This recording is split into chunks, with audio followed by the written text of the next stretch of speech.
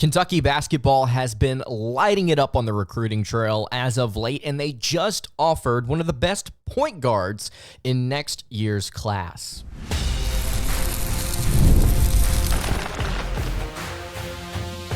You are Locked On Kentucky, your daily podcast on the Kentucky Wildcats, part of the Locked On Podcast Network, your team every day. All right, what's going on, Big Blue Nation? Welcome on into Locked On Kentucky, your daily Kentucky Wildcats podcast. I'm your host, Lance Dawe, and on today's episode of Locked On Kentucky, we are going to dive right back into Kentucky basketball, recruiting a new offer for a four-star point guard in the 2025 class. Going to talk about a player that just wrapped up a visit to UK, Acaden Lewis, and then we're also going to discuss Braylon Mullins, who also is about to take a visit to Kentucky, a pure shooter that I think would be excellent in Mark Pope's system. Thank you so much for making Locked On Kentucky your first listen every single day. Want to remind everyone out there that we are free and available on all platforms. And if you are watching on YouTube, I would greatly appreciate it if you subscribe to the show. And if you are listening on podcast, I would also appreciate it if you subscribed there as well.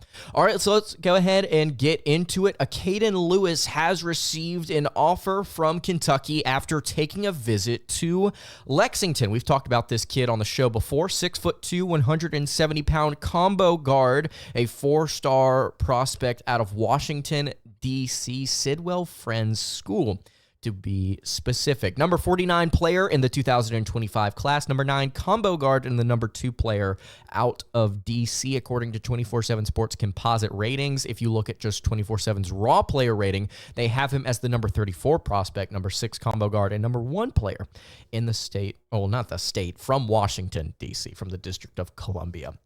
This kid, after watching some tape, I don't know if I necessarily have the same opinions that I had when first watching Lewis play.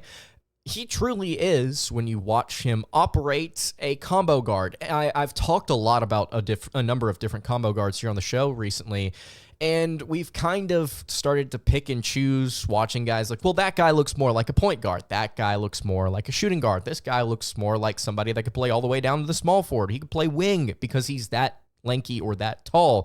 This kid at 6'2", I think truly could split time at the 1 or the 2. He's a lefty, a southpaw, again, out of DC, and this kid knows how to light it up in a variety of ways. He's a very versatile scorer, and that's a word you're going to hear, or a term you're going to hear when discussing a lot of these high-profile prospects. I think this guy's one of the best combo guards in the nation. I think that he deserves to be rated higher than number 9. I think this kid has a lot of tools that you could really work with and develop into a very elite guard. You look at his game, you watch him play, it reminds me of somebody like Jalen Brunson, just because of the way that he's able to operate in the mid-range and the way that he's able to get to the rim. He also has a very solid outside shot as well, although different statistics will tell you different stories about how he has performed during different circuits, and then obviously during his time in high school. Just to show you here, during the Nike EYBL circuit for Team Durant, he averaged 15 points, 3.6 assists, 3.2 rebounds, and 1.3 steals per game,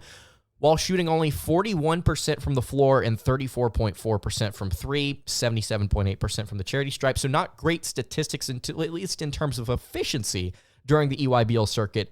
But during his time in the Top 100 camp in Orlando from a couple of weeks ago, the NBPA Top 100 camp in Orlando, Kentucky had a bunch of different assistants there to watch Lewis and a couple of other prospects. He averaged 15 points, 3.6 assists, 3.6 rebounds on way better efficiency splits of 51%, 42.9% from beyond the arc, and then 73.9% from the charity stripe. So he can be a lot more efficient than he was during his time with Nike EYBL. And I'm starting to see a trend here with a lot of different prospects. Their efficiency tends to go down, actually, whenever they face off against different players during the various EYBL circuits that you see across the year.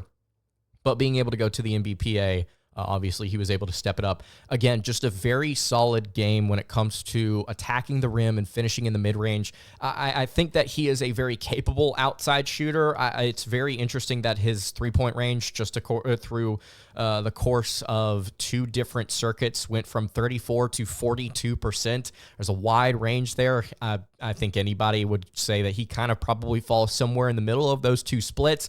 I think that he's definitely capable of taking the outside shot and making it. Obviously, he has to because of his position. But I do think I would trust him more kind of getting into the lane, kind of facilitating offense and doing some different things to set different guys up. And we're going to talk about a guy actually later on in the show that I think would work really well off ball for the Wildcats. But this is somebody that I think could be a multi-year project that could end up during his senior season being an elite college point guard and possibly, translating that game to the NBA. Obviously, you don't come across a ton of Jalen Brunson type players that are able to kind of take that next step in the big leagues and is able to play with consistency and is able to actually earn that playing time. But as far as college goes, I think Lewis would be perfect for what he would be asked to do, both physically and in terms of his ability to actually score, distribute, rebound, et cetera, at this level, I should say. Acaden Lewis, a very solid player that I think has shown the ability to play at a very high level.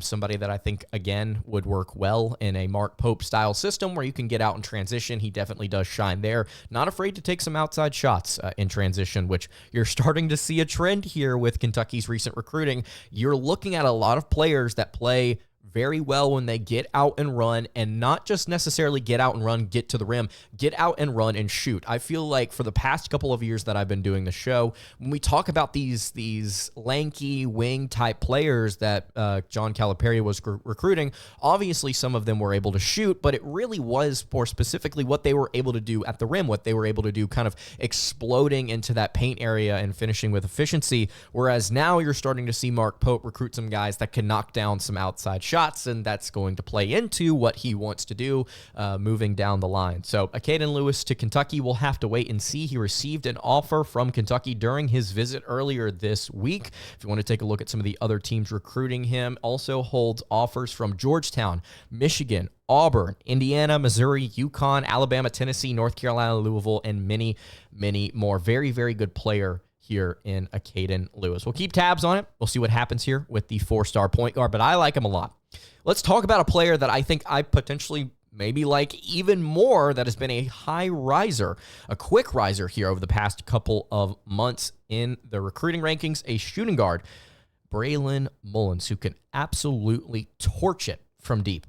We'll dive into that in just a second. Before I do that, though, I want to tell you guys about our friends over at eBay Motors. Passion, drive, and patience. The formula for winning championships is also what keeps your ride or die alive. And eBay Motors has everything you need to maintain your vehicle and level it up to peak performance. From superchargers, roof racks, exhaust kits, LED headlights, and more. Whether you are into speed, power, or style, eBay Motors has got you covered. With over 122 million parts for your number one ride or die, you will always find exactly what you're looking for. And with eBay Guaranteed Fit, your part is guaranteed to fit your ride every single time or your money back, because with eBay Motors, you are burning rubber, not cash. With all the parts you need at the prices you want, it's easy to turn your car into the MVP and bring home that win. You can keep your ride or die alive over at ebaymotors.com. Eligible items only. Exclusions apply. eBay Guaranteed Fit, only available to U.S. customers. All right, continuing along here on the Wednesday edition of Locked On Kentucky. Lance Dawe hanging out here with you. Again, I really appreciate you guys checking out the show today. If you have not subscribed to the YouTube channel or the podcast feed, wherever you are tuned in, I would greatly appreciate it if you went and did so. And if you want to join the Locked On Kentucky Discord, it is free to join, just a place for anybody in Big Blue Nation to hang out and chat. You can find that link at the top of my Twitter, LanceDaw_, if you want to go check that out. Okay, so we've talked about Acaden Lewis. We've talked about how good of a combo guard, a pure tweener, I think, between the 1 and 2.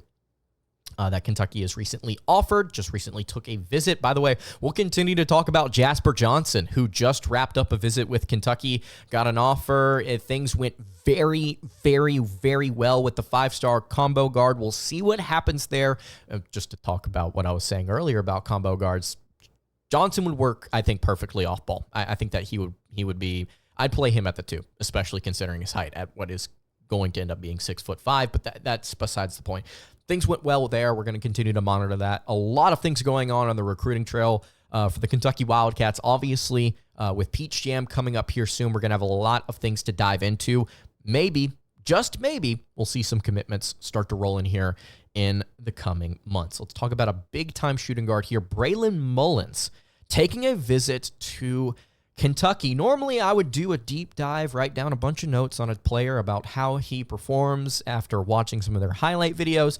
I wrote down 2 words here for Braylon Mullins, the 4-star shooting guard, a 6'5", 180-pound shooting guard out of Greenfield, Indiana. Bro shoots. That's all I got here in my notes, and that is probably all you need to know about Braylon Mullins and what he brings to the table. This is an elite outside shooter, has the height, has the ability, and knocks them down in transition. This is a kid that I think fits the mold of a Mark Pope shooting guard or wing perfectly. This is your Dallin Hall. This is your Richie Saunders. This is your Colin Chandler. This is a player that will step in and do one thing very, very well, and that's hit the open shots whenever he gets them in transition. Very good player that is starting to rise up the recruiting rankings. Actually, it's very funny. If you look at the 24/7 Sports composite ratings, he's a 4-star guard, a very strongly rated 4-star guard. Number 75 prospect overall nationally, though. Number 13 shooting guard and the number 6 player in the state of Indiana. If you look at their raw player ratings, top 25 prospect, number 24 in the country, number 5 shooting guard, and number 3 player in the state of Indiana.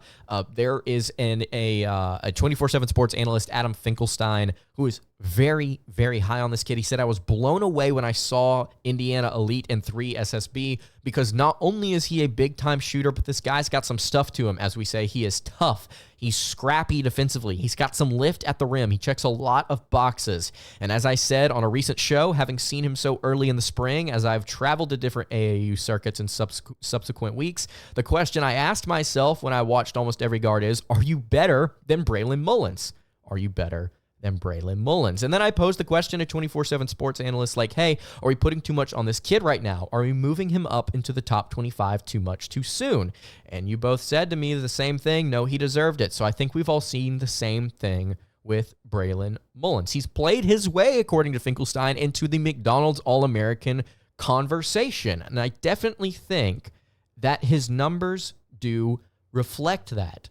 During his time on the 3 SSB circuit, he averaged 19.5 points, 3.7 rebounds, 2.6 assists, and a steal per game. He shot 61.6% from 2-point range, 43.5% from 3, and 78% from the charity stripe. If you look at what he did during his time last season at Greenfield Central High School in Indiana, he averaged 25 points per game on a 64% effective field goal percentage, despite playing through back and wrist injuries for a significant portion of the year. This kid can flat out go out and shoot the basketball. If you want to know, by the way, Reed Shepherd's effective field goal percentage was 67.9% last season, which was number 8 in the country. This kid coming out of high school shot 64% effective field goal percentage. This is a very, very good shooter.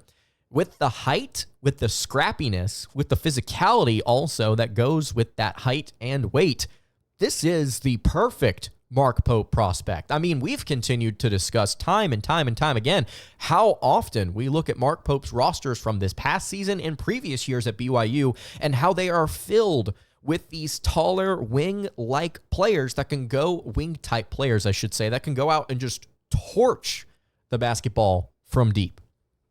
This is your guy. This is the type of player that you are going to see Mark Pope continuously recruit over and over and over again for seasons to come at Kentucky because it fits the mold. And at the end of the day, if you got kids that can score well, hey, Points win games. If you have more points than the other team, that's all that matters. I think Kentucky's going to blend that with a little bit of hard-nosed defense. If you're able to bring that combination, you're going to win a lot of games with guys like this who are able to go out and just score at a higher rate than maybe some other guards. Love what I've seen from Braylon Mullins. And it's not just about the three-point shot, by the way. And this is something that Finkelstein said as well. The kid can get to the rim and he can get up. This is similar to what we've seen actually with Colin Chandler, although I would argue that Mullins coming out of high school is a much more efficient player. Not to say that Chandler can't shoot it from deep. He absolutely can.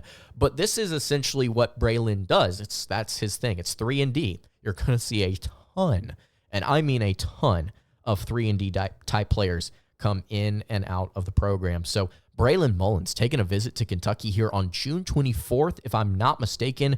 This is somebody that you're going to want to pay attention to. UConn, Kansas, North Carolina, Alabama, and Michigan State are among the many scholarship offers Mullins currently has, according to SB Nation's A Sea of Blue. You're going to see a lot of prospects coming out of the state of Indiana that can absolutely knock down some outside shots, and this is one of them. So Braylon Mullins, I really do hope Kentucky's able to kind of follow up here with his recruitment, because this is a very solid prospect that fits very well what Kentucky basketball is looking for.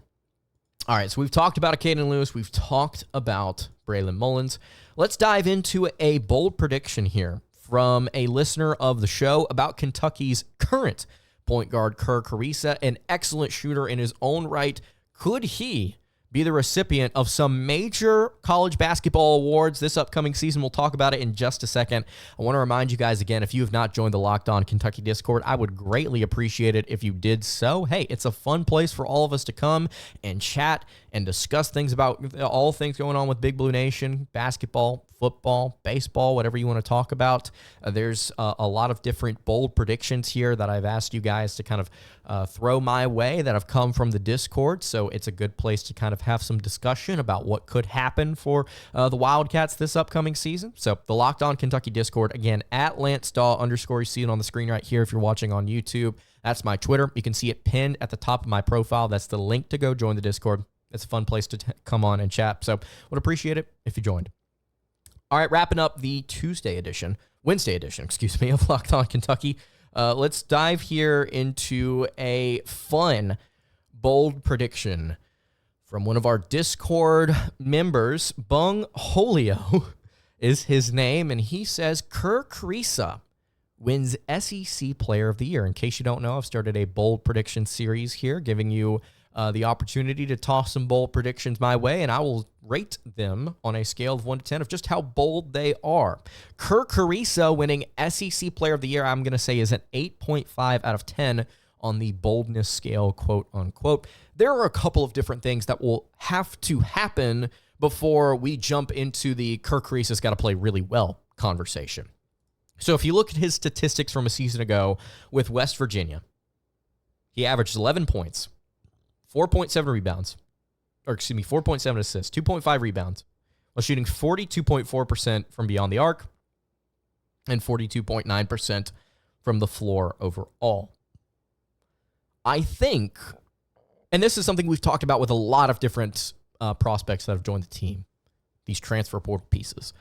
I think that Mark Pope's system is going to make some of these players either more efficient and they will maintain their volume that they had at their previous schools, or their volume, their counting stats will increase and their efficiency will stay the same.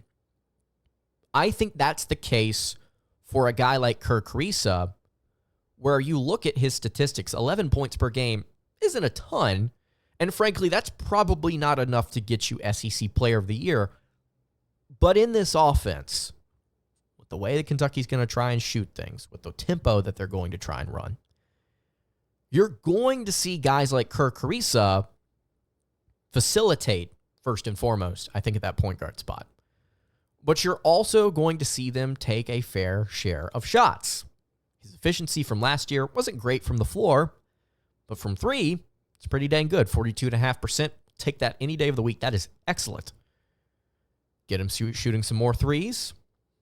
You could see that number rise 12, 13, 14 points. If you're able to keep on pace with those 5 assists per contest, if you become less turnover prone, potentially, in this offense, which I think Mark Pope can help Carissa improve on in this system, so to speak, there's a world where this happens, right? But you have to kind of play into the system, and I think that Carissa can.